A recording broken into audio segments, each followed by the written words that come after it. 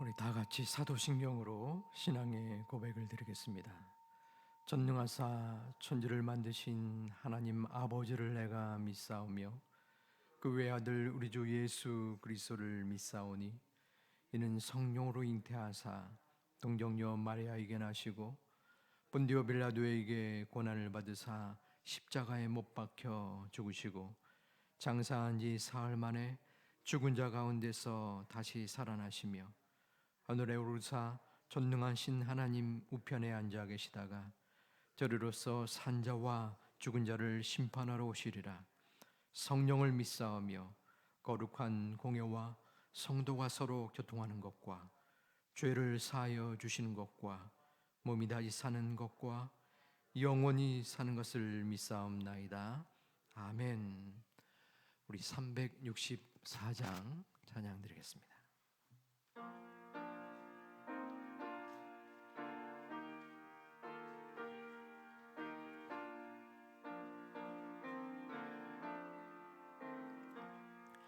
내 기도하는 그 시간 그때가 가장 즐겁다.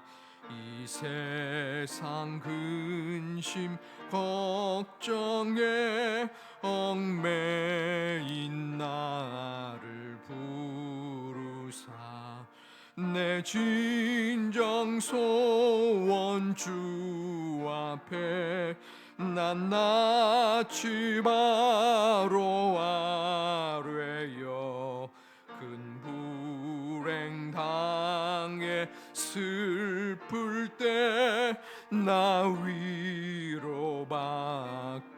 하시네. 내 기도하는 그 시간 내게는 가장 귀하다.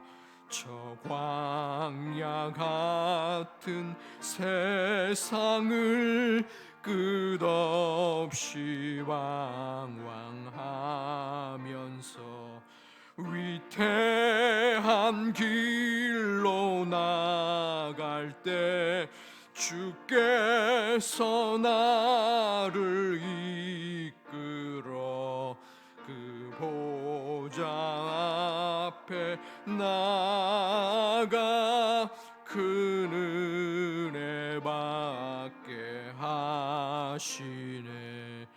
내 기도하는 그 시간 그때가 가장 즐겁다.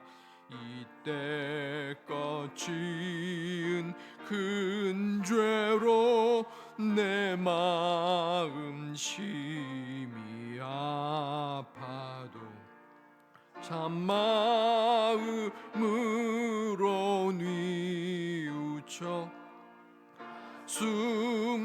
숨김없이 아뢰면 주 나를 위해 복 주사 새 은혜 부어 주시네.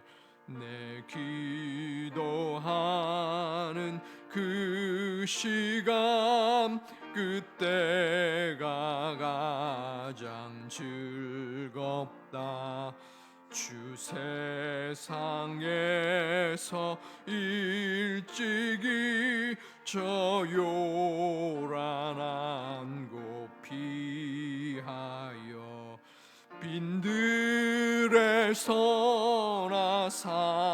산에서 온 밤을 세워 지내사 주 예수 친히 기도로 큰 본을 보여 주셨네. 아멘.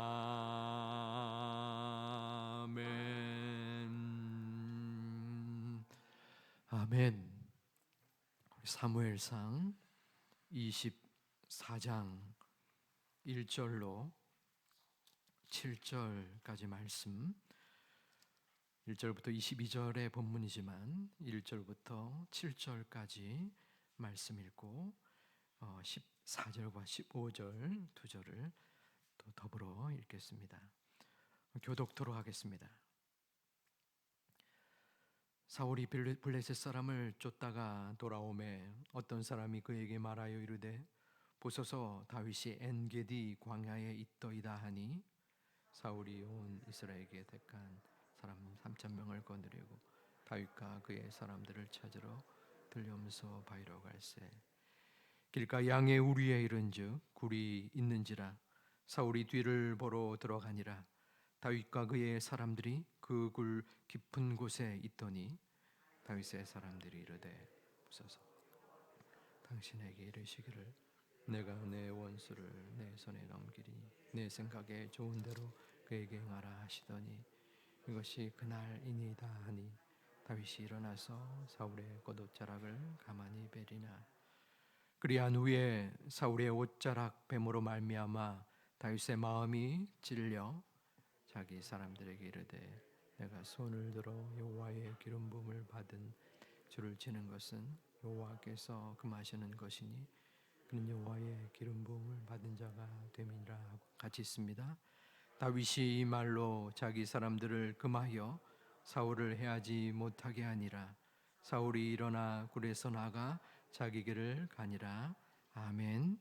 우리 14절과 15절을 함께 봉독하겠습니다. 이스라엘 왕이 누구를 따라 나왔으며 누구의 귀를 쫓나이까 죽은 개나 벼룩을 쫓음이니이다. 그런즉 여호와께서 재판장이 되어 나와 왕 사이에 심판하사 나의 사정을 살펴 억울함을 풀어주시고 나를 왕의 손에서 건지시기를 원하나이다 하니라. 아멘. 성전에 나오실 때에 11분의 성도님들이 1,000번째 예물을 드리셨습니다. 가뭄 가운데 비가 내리고 있습니다. 이 가뭄이 해갈이 되어서 또 많은 분들의 어려움이 해소되기를 바라는 마음이 듭니다. 우리들의 마음 속에서도 메마른 심령 가운데 하나님이 성령의 단비를 풍성히 부어주시는 이 새벽이 되시기를 주님의 이름으로 축원드립니다. 오늘 본문 24장은 사울이 지속적으로 다윗을 죽이려 해하는 추적의 장면입니다. 다윗의 엔게디 광야에 있다는 소식을 듣고 사울은 정예 군사들을 모아서 다윗을 쫓아 나섭니다. 하지만 이 지금의 상황은 사실 있어서는 안 될 사울의 집착입니다. 왜냐하면 지금 블레셋 군사들이 이 사울 왕에게 쳐들어왔기 때문입니다. 당연히 그들을 맞아 싸워야 되는데 사울은 3,000명의 군사를 이끌고 다윗을 찾아 유대의 광야를 헤매이고 있는 것입니다. 그런데 뜻밖의 상황이 발생됩니다. 사울이 볼일을 보기 위하여 어느 동굴 안으로 들어갔는데 그곳에 이미 다윗과 그 부하들이 포진되어 있기 때문입니다. 당연히 그 부하들은 다윗에게 지금이 하나님께서 주신 절대절명의 기회입니다. 사울을 죽이소서라고 말합니다. 4절 말씀에는 다윗의 사람들이 이르되 보소서 여호와께서 당신에게 이르시기를 내가 내 원수를 내 손에 넘기리니 내 생각에 좋은 대로 그에게 행하라 하시니라고 말합니다. 여러분들 혹시 여러분들 헤아려 누구에게가 쫓겨본 적이 있는지 모르겠습니다. 아마도 거의 없을 것입니다. 저 또한 그러합니다. 제가 중학교 1학년 때인가 어느 골목길을 가는데 동네 불량배가 저를 이렇게 부르더라고요. 그에 맞서서 싸우지 않고 조용히 불림을 받았습니다. 제 시계와 당시 50원을 뺏겼던 기억이 지금도 생생히 납니다. 그때 느꼈던 불안과 공포심이 있었던 거죠. 하물며 누군가 여기에서는 그 나라의 가장 강력한 권한을 가진 왕이 자신을 죽이려고 매 순간마다 눈에 불을 켜고 쫓는 것입니다. 그런데 내 눈앞에 그 왕이 혼자 다가서 있는 것입니까? 있는 것입니다. 여러분 같으면 어떻게 하겠습니까? 그런데 다윗은 이 사울 왕의 겉옷만을 뱁니다. 그리고 그마저도 그의 겉옷을 베는 것을 마음속에 후회합니다. 그 이유는 6절 말씀에 나타납니다. 자기 사람들에게 이르되 내가 손을 들어 여호와의 기름 부음을 받은 내 주를 치는 것은 여호와께서 금하시는 것이니 그는 여호와의 기름 부음을 받은 자가 됨이라. 하나님의 영은 사울을 이미 떠났지만 다윗은 사울을 기름 부음 받은 자로 여겼기 때문입니다. 기름 부음 받은 자의 사상은 성경의 다른 곳에 기록되지는 않고 여기 다윗에게서만 시작이 됩니다. 가끔 범죄를 저지른 성직자가 자신의 범죄를 변호하기 위해서 이 구절을 취하는 것은 잘못된 것입니다. 누군가 면죄부의 역할을 하기 위해서는 성직자뿐 아니라 모든 형제 자매에게도 해당되어야 합니다. 이제 8절부터 15절에서는 다윗이 사울에게 자신의 악이 없음을 밝히는 장면이 나옵니다. 사울을 따라 동굴에서 나오면서 다윗은 사울 왕이시여 내가 당신을 해하려는 마음이 전혀 없습니다. 다른 사람들이 다윗이 사울을 죽이려 한다는 말에 귀를 기울이지 마소서. 그리고 사울을 일컬어서 아버지여라고 친근하게 존중의 호칭을 하면서 자신의 무죄를 항변합니다. 11절 말씀에는 이렇게 나타나 있습니다. 내 아버지여 보소서. 내 손에 있는 왕의 옷자락을 보소서. 내가 왕을 죽이지 아니하고 겉옷 자락만 베었은즉 내 손에 악이나 죄가가 없는 줄을 오늘 아실지어다. 이 말들은 사울은 내 아들아라고 소리 높여 옵니다. 이 다윗의 진심을 느꼈기 때문이죠. 그러면서 네가 나보다 선하다라고 이야기를 합니다.